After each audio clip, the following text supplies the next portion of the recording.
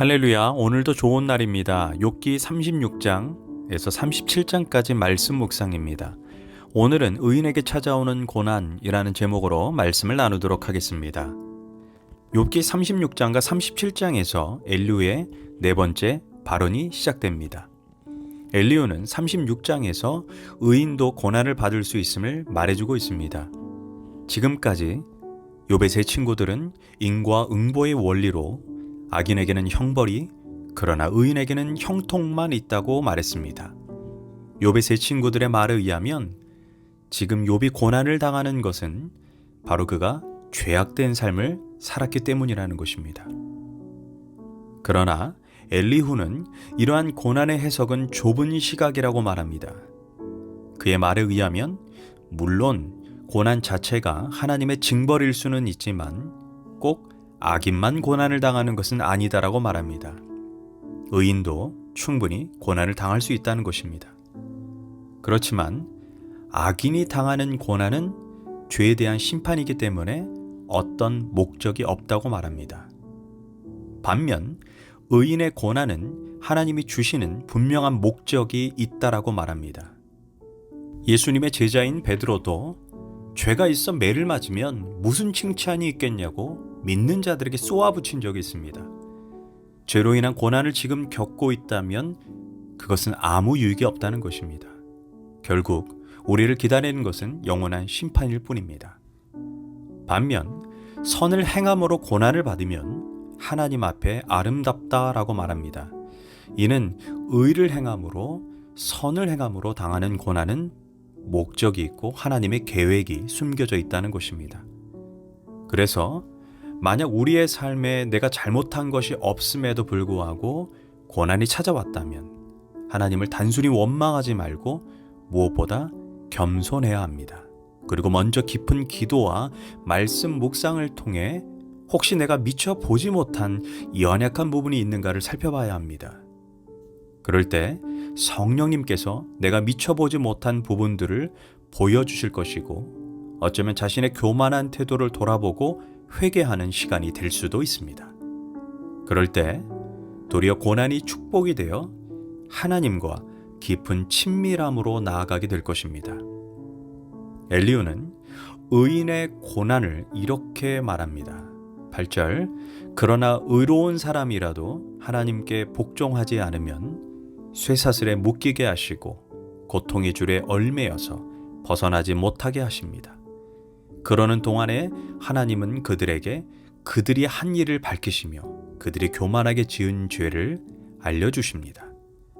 다시 말해 의인의 고난은 교만을 깨트리기 위해 하나님께서 잠시 그 고통을 허락하신다는 것입니다. 그것은 우리를 망하게 하기 위함이 아닙니다. 그래서 하나님의 경고의 음성을 들었다면 빨리 회개해서 겸손해진다면 그 고통이 도리어 축복이 되는 것입니다. 이런 엘리후의 해석이 탁월한 이유는 욥의 세 친구들이 과거에 얽매여 욥의 고난의 이유, 고난의 원인에만 집중한 것에 반해 도리어 엘리후는 욥의 고난을 미래지향적으로 고난의 목적, 고난의 유익으로 시각을 돌렸다는 것입니다. 넓은 시각으로 보면 고난이 도리어 축복이 된다라는 것입니다. 다만 아쉬운 것은 엘리후가 욥을 의인으로 칭하지만 그래서 의인의 고난으로 해석했지만 여전히 욥의 고난을 죄와 결부시킨다는 것입니다. 그래서 욥, 너가 교만하기 때문에 지금 고난을 당한다는 것이니 죄를 빨리 회개하고 돌이키라고 말합니다. 그러나 독자인 우리가 알다시피 욥은 죄로 인해 고난을 받는 것이 아닙니다. 그는 죄와 상관없이 고난을 겪고 있다는 것입니다. 사실 성경적인 대답은 고난은 죄로만 결부되는 것이 아닙니다. 베드로는 무고한 고난, 부당한 고난, 선을 행함으로 인해 죄와 상관없이 당하는 고난이 있다라고 말했습니다. 베드로전서 2장 19절에서 20절을 보면 부당하게 고난을 받아도 하나님을 생각함으로 슬픔을 참으면 이는 아름다우나 죄가 있어 매를 맞고 참으면 무슨 칭찬이 있으리요. 그러나 선을 행함으로 고난을 받고 참으면 이는 하나님 앞에 아름다우니라.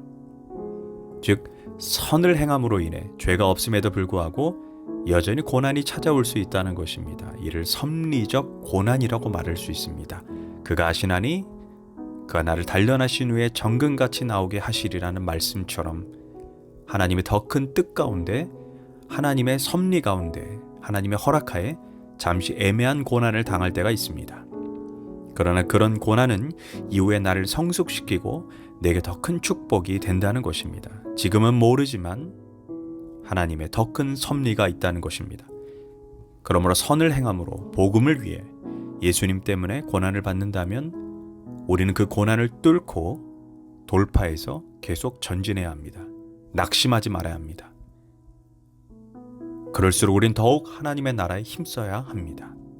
반면 죄로 인해 고난을 당하고 있다면 우리가 멈춰서야 합니다. 그리고 회개하고 돌이켜야 합니다.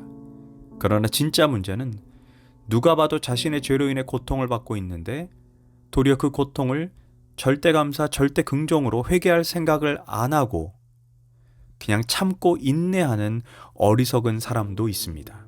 기억해야 합니다. 죄로 인해 당하는 고통은 100번, 1000번 인내해도 결국 자신에게 유익이 되는 고난이 아닙니다.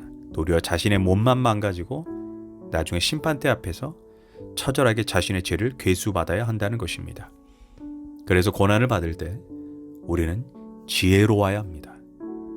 지금 내가 죄로 인해 당하는 고난이라면 철저하게 회개의 자리로 나아가야 합니다. 반면 선을 행함으로 당하는 고난이라면 잘 참고 고난을 돌파해야 합니다. 그런데 고난을 묵상하면서 신앙인들이 생각해 봐야 할 것이 있습니다. 바로 신앙의 성숙이란 무엇일까요? 바로 고난의 종류가 달라지는 것입니다. 죄로 인해 당하는 고난이 점점 적어지고 선을 행함으로 인해 당하는 고난이 점점 많아지는 것입니다. 사실 고난이 찾아오는 것을 그 누가 피할 수 있겠습니까? 그러나 이제 신앙의 연수가 길어졌다면 우리는 고난의 종류가 달라져야 합니다. 더 이상 죄로 인해 고난이 아니라 이제는 복음을 위해, 하나님 나라를 위해, 선을 위해 고난을 당하는 인생이 되어야 합니다. 그럴 때 그 고난은 진정으로 우리 인생의 변장된 축복의 서막이 될 것입니다. 기도하겠습니다.